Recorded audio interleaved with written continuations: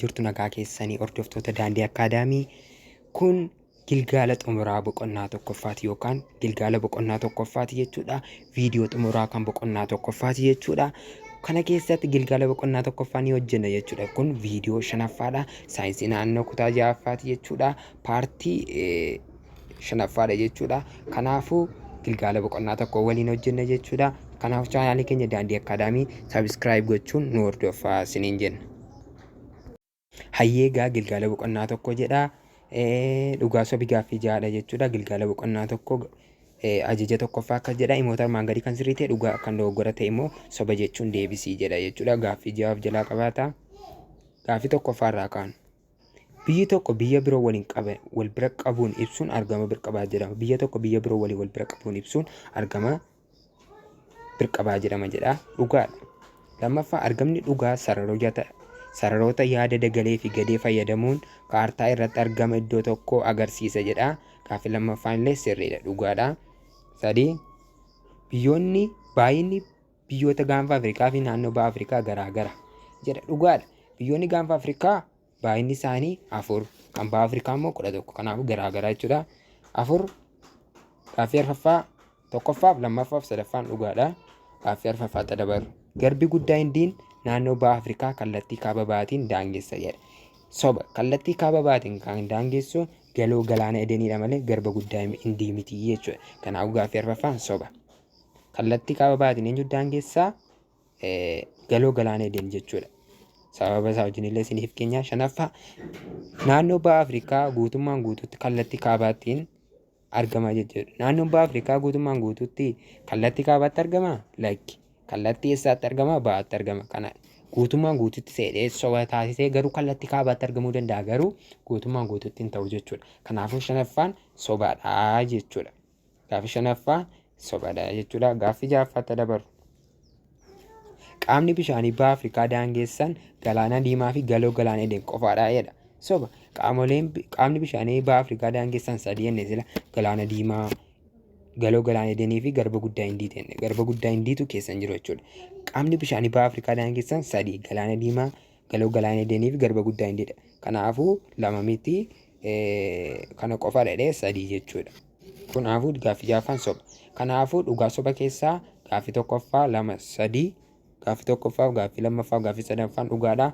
Gaaffii arfaffaa gaaffii shanaffaa gaaffii ja'affaan immoo sobadha jechuudha. Gara firoomsiitti dabarru.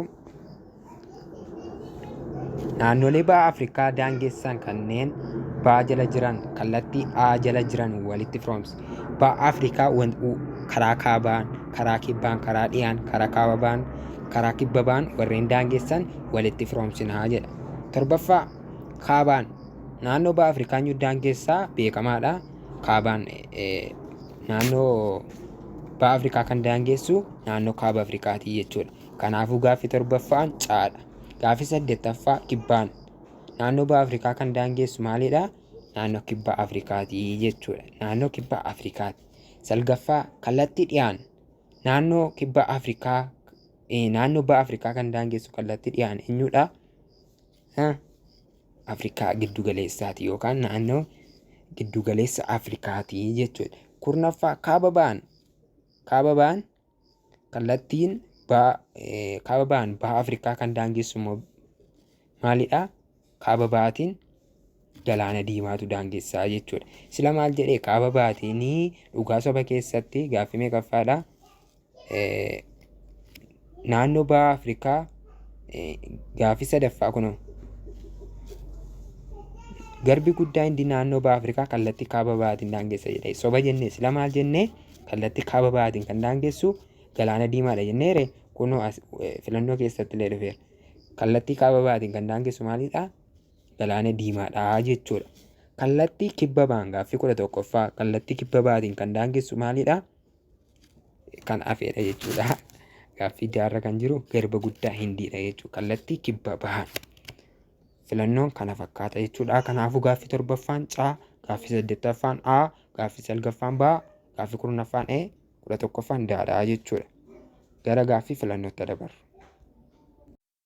Ajajji keenya maal jedhaa? Qubee deebii sirrii ta'e filadhu jechuudha. Filannoodha jechuudha. Kanaafuu qubee deebii sirrii ta'e filannee irratti guunnaa jechuudha. Gaaffii tokkoffaa akkas jedha. Naannoo kaaba Afrikaa keessaa biyyi baha Afrikaa daangessu kami? Naannoo kaaba Afrikaa keessaa biyyi baha Afrikaa daangessu kami jedha. A. Liibiyaa, B. Koongoo, C. Zaambiyaa, D. Chaad. Kana keessaa deebii sirriin Zaambiyaadha jechuudha. Dhiifama kaaba Afrikaati waan ta'eef Liibiyaadha. Biyyoota kaaba Afrikaa keessaa biyyi baha Afrikaa daangessu Liibiyaa fi Ijipti. Ijipti as keessa hin jirtu, kanaafuu deebiinsaa Liibiyaadha jechuudha. Gaaffii lammaffaatti dabaru. Naannoo giddugaleessa Afrikaa keessaa biyyi baha Afrikaa daangessu bakka duwwaadha. Giddugaleessa Afrikaa keessaa biyyi baha Afrikaa daangessu kamidha? Koongoodha jechuudha. Koongoodha. Maalaawiin kallattii biraadha. Ijipti kallattii kaabaati. Zaambiyaan kallattii kibbaanatti fakkaata. Kanaafuu Koongoodha jechuudha. Gaaffii lammaffaan baadha. Gaaffii sadaffaa. Biyyi naannoo kibba Afrikaa keessaa baha Afrikaa daangessu kami? Biyya naannoo kibba Afrikaa keessaa baha Afrikaa daangessu kam jedha. Gaaffii sadaffaan Afrikaa giddugaleessaa Liibiyaa, Koongoo, Moozaambiik.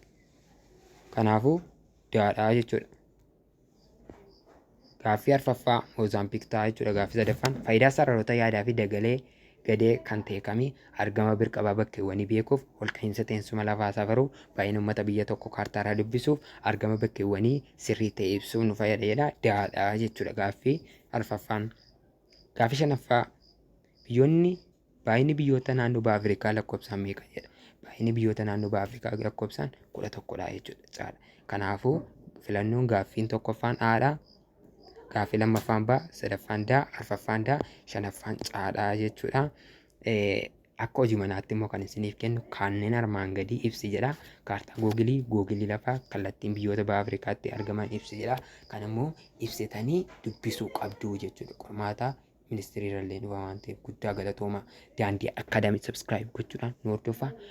Boqonnaa tokkoffaa xumurree jirra jechuudha. Amma boqonnaa lammaffaa walitti deebinuutti nagaan nuuf tura. Guddaa galatooma.